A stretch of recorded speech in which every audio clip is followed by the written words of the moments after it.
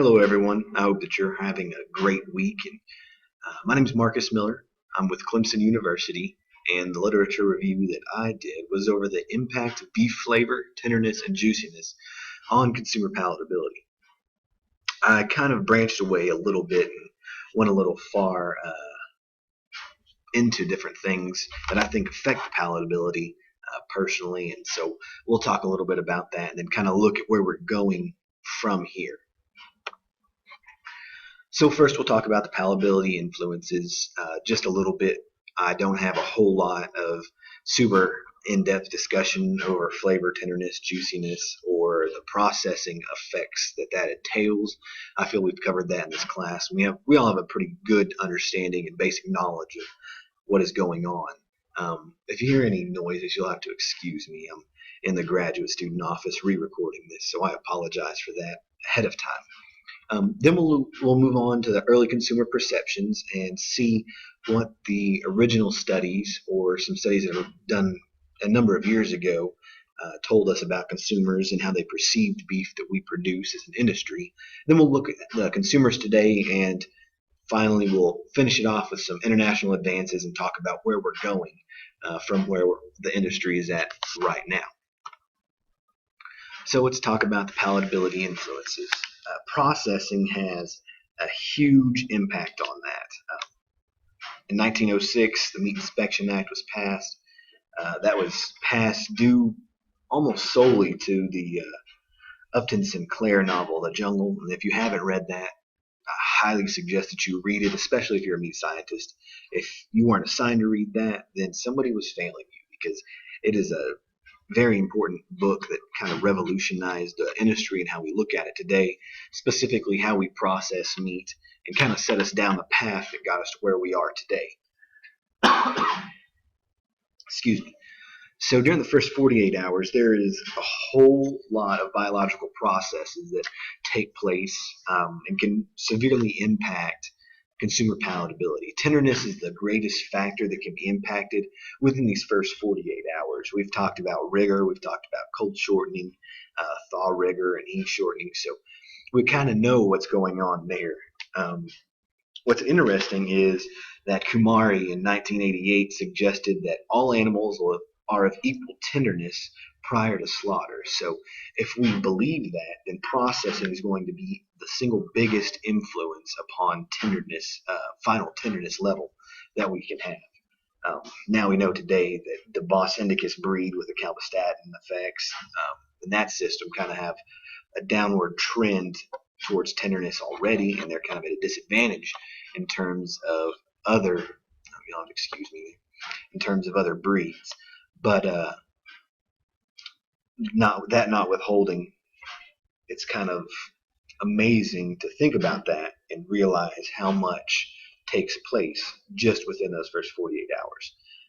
In terms of flavor, aging is going to be the biggest impact that we can have without the addition of any other sort of substance. So unless we inject something into the muscle, aging is really the only way that we can affect the palatability influences that the consumer is going to feel in the end. So we have dry and wet aging, which we've talked about. But what I was interested in is the mold. So I have a friend who's over at Texas Tech University right now, Nathan Tapp, and he's pursuing his doctoral degree in meat science. He's actually done some interesting work in terms of figuring out what impact the dry aging mold is going to have on final palatability and the aflatoxins and the impact that's going to have on the consumer. Because while we do know that mold grows and we cut all of it off or trim it off with a zero trim understanding that everything that's been dry aged is going to be zero trim in terms of mold, we still don't really know whether that has got an influence on consumers and whether those aflatoxins and such are having negative impacts or what. So let's move on a little bit and we'll look at the early consumer perception first. All right, so tenderness has always been assumed to be the single biggest impact on consumer palatability. So especially true in terms of the early consumers.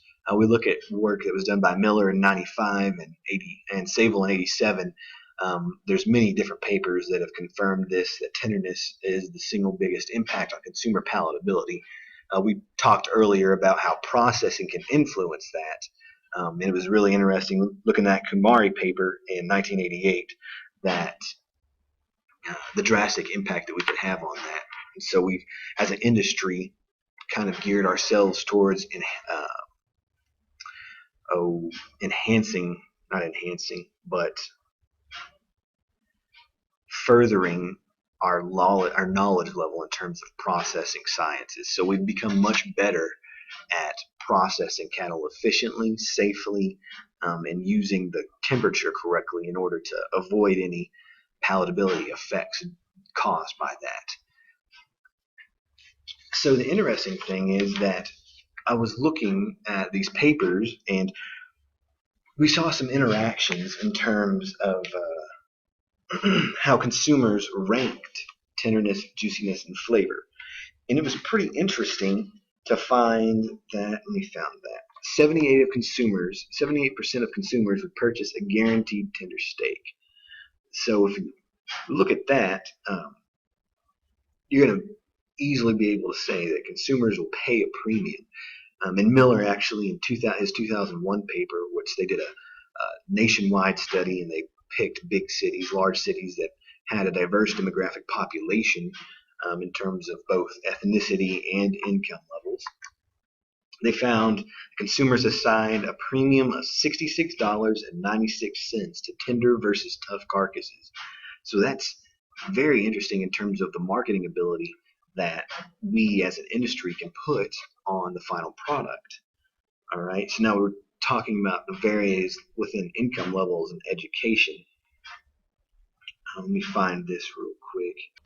Here it is. So within the study done by Miller, they took some of that consumer data, and an ag economics professor by the name of Reichs, he took that and was able to look at the interactions that have in terms of the demographic population, and it's found that as education increases, consumers place a higher value on tenderness. So they hypothesize that that is due in part to the fact that the lower income always treats their meat with different additives in order to assure that they're going to have a good tender eating experience. So they actually went to LA and went to Dallas and went to DC, and that's kind of what they pulled from that data, is that tenderness is going to have an impact on consumers as education increases. So that's something that was pretty neat. However, the recent studies done over beef tenderness show that over 94% of beef from the rib and loin that were used in food service and at the retail level were classified as tender or very tender. That was a study done by Gulliker in 2013. So that kind of shows you how far we've come as an industry. Is we've increased to the point that over 90% of the beef that we produce is going to be tender. And as we talked about, that's directly correlated with the increase in processing techniques that we've seen. If you just think back not only to our processing techniques, but the breeds of cattle that we're using, we've seen a huge drop in Bos Indicus influence of the cattle that are being slaughtered. So those are just some kind of the factors that I found were impacting consumer palatability and tenderness. And when you trace those back, it just makes complete sense. So we'll move on to juiciness. And juiciness is something that people don't really talk about a lot. There's not a huge amount of literature over literature and studies that have been done specifically over juiciness because of the interaction that it has with marbling. So Dykman in his 1987 paper described initial juiciness as the first impression of meat, and that's most affected by the degree of doneness and method of cookery. But sustained juiciness was more related to intermuscular fat content and the carcass characteristics that it possessed. So whenever we're talking about initial juiciness, the perception of the consumer is going to be based largely in part due to their desired degree of doneness. Okay. Now, sustained juiciness, which most people call true juiciness, is much harder to define because of the marbling interaction there. But Woolley in 2014 did a study and just tried to analyze juiciness. Basically, she found out that juiciness falls right into those two categories and confirms all the previous studies that have been done. And they suggested that enhanced beef has a huge market that it can grow into. It'd be remiss to think, however, that juiciness is not ancillary to consumer palatability, as multiple studies have shown that there were that observe, samples observed to be less juicy directly correlated to lower overall acceptability ratings. So juiciness, in terms of our water holding potential, is going to be an impact upon the final consumer acceptability of that cut, depending on whether it's a steak, a roast, what have you. But there's definitely an influence there that's been shown in numerous studies. Finally, one thing that was a common theme throughout the studies is that education played a factor in consumer perception. Most of them found that as education increased, the importance of juiciness as a motivator for purchasing beef steaks decreased. So while it's not shown to be a major impact on purchasing motivation, we do know that it has an impact in the overall palatability of the cut. All right, moving on to flavor. We all know that flavor has a linear link to a degree of marbling. In fact, O'Quinn, here, let me read this to you real quick. O'Quinn found in his 2012 paper that the higher the USDA quality grade, the higher level of consumer acceptance in terms of both flavor, tenderness, and juiciness. And that confirms many studies that have been done over marbling, which is one of the most highly researched areas in terms of consumer palatability next to tenderness. So one thing that I found to be extremely interesting was in O'Quinn's 2012 paper, there was no difference found between Wagyu and prime steaks for tenderness and juiciness in a study conducted, and they also found no difference in flavor between prime and Wagyu steaks. Now, this could be due to the upper limit for fat content, which was brought about and kind of described by the Texas A&M professors, specifically Cross in 1988. I know Dr. Sable's also talked about that. So that's something pretty interesting. I think that when I think about this in terms of my eating, you can get that fat coating on your tongue that not only prevents you from getting all of the flavors and aromas of that product, but whenever you take the next bite, if you don't cleanse your palate, you're still going to have that coating on your tongue. So that's why it's highly recommended that with a good steak, you have something like a wine or some alcohol to help knock off that layer of fat right there. What's interesting now is that we've begun to realize that flavor has become more important to the industry. And in Polkinghorne in 2007, they did a talk at RMC, the 60th RMC, and he found that consumer perceptions changed and that there is a level of acceptability in terms of tenderness. So there's a threshold for tenderness where consumers deem it acceptable and where a large percentage of the consumers realize that it's tender and they don't really care if it continues to be more tender as long as it's not mushy. So it can't be too tough and it can't be too mushy, and within that window there's a level of acceptability. So after tenderness was held static in terms of that, in that window, they found that flavor was by far and away the biggest impactor of consumer acceptability. Now, I did look a little bit at the niche markets just briefly. Natural and organic, we all know what those are and why they've come about. These are some definitions that I pulled off the USDA. One of them came off the USDA website, and one of them came from a paper that I read. Natural is defined as it contains no artificial ingredient or added color and is minimally processed. So that would leave a lot of room for interpretation into what exactly natural is, what exactly artificial ingredients are, and what minimally processed is. Okay. Organic is defined as organic agriculture produces products using methods that preserve the environment and avoid most synthetic materials such as pesticides and antibiotics. So in these niche markets, Reeks in 2011, he kind of touched briefly on these.